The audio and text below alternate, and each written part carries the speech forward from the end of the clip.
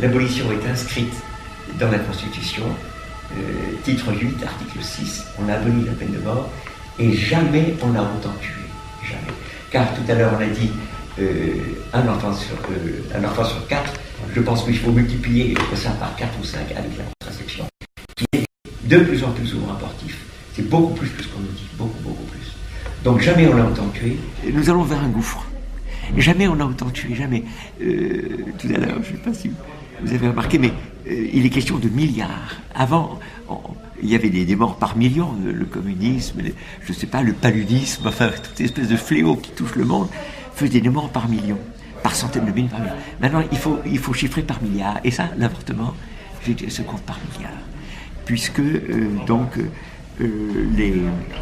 les chiffres officiels de l'ONU, en 2001, cite ce chiffre, enfin 50 millions d'avortements par an dans le monde. Et je pense que c'est beaucoup, beaucoup plus que ça, étant donné que dans ces 50 millions, je pense, ne sont pas compris tous les morts précoces, les morts embryonnaires précoces dues à la contraception. Je dois vous dire, on a été plus de 100 fois dans les centres d'avortement. Mais ça devenait intenable, il y avait les procès tout le temps, les procès coûtaient de plus en plus d'argent. Et parce que nous étions récidivistes et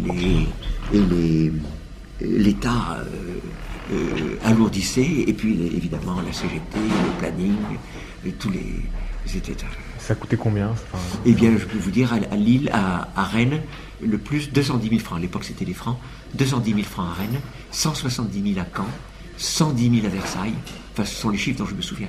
En tout, on a dû payer 850 000, quelque chose comme ça.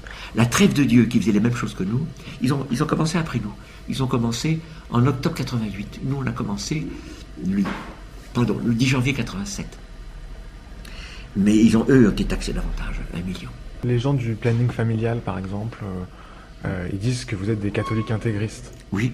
Alors là, moi, je veux bien ils veulent évidemment nous diaboliser par le mot intégriste. Intégriste, bon, c'est le intègre. Moi, je serais tout à fait d'accord pour garder l'intégrité de la foi. Maintenant, intégristes, ce sont ceux qui sont les excités du fondamental. Non, l'intégrité de la foi, c'est Dieu est amour, Dieu nous a créés, pas pour tuer, c'est ça. Alors, intégristes, ils veulent nous... Comme ils disent que nous sommes fachos, c'est une autre façon de... Bon, fascisme, parce qu'on s'oppose à la liberté. La liberté de la femme serait de tuer. C'est le comble, n'est-ce pas? Que la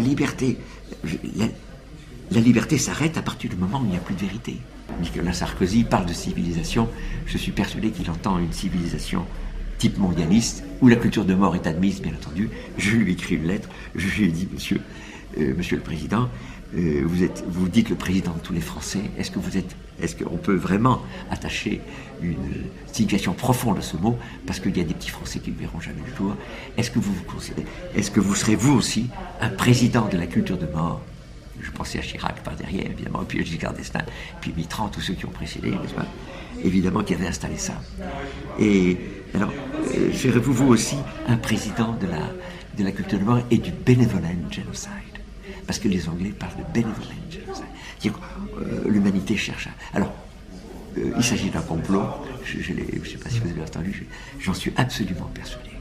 C'est un complot à l'échelle mondiale. Je veux dire, autant ne pas voir le soleil en plein midi, c'est partout pareil. Les Illuminati, c'est assez curieux. Les Illuminés de Bavière, ce sont tous les satanistes, ce sont tous les francs-maçons. On a vu des femmes pleurer, elles venaient de faire un avortement. On était rentré à Jeanne d'Arc. On a été 55 fois à Jeanne d'Arc. Et une fois, au début, on rentrait dans les centres d'avortement.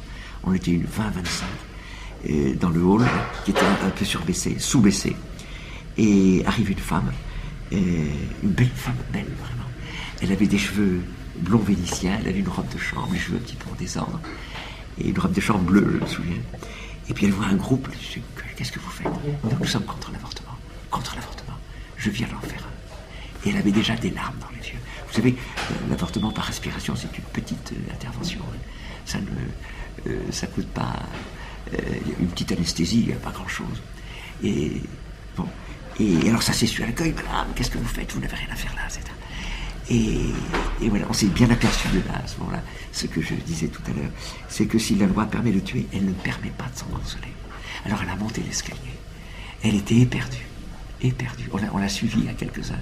Elle s'est assise au premier étage, dans un petit dortoir, il y avait quelques lits. Et là, elle pleurait. On l'a embrassée.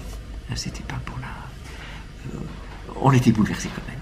On lui a donné une médaille miraculeuse. On lui a dit, alors là, cette merveille, qui est celle donc du pardon de l'Évangile, et qui est dite très joliment dans l'Aspergisme. Vous vous rappelez, ils sont pour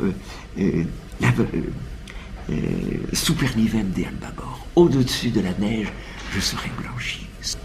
Justement, vous voyez, Street Reporter, ça nous plaît énormément. Notre Seigneur allait dans les rues.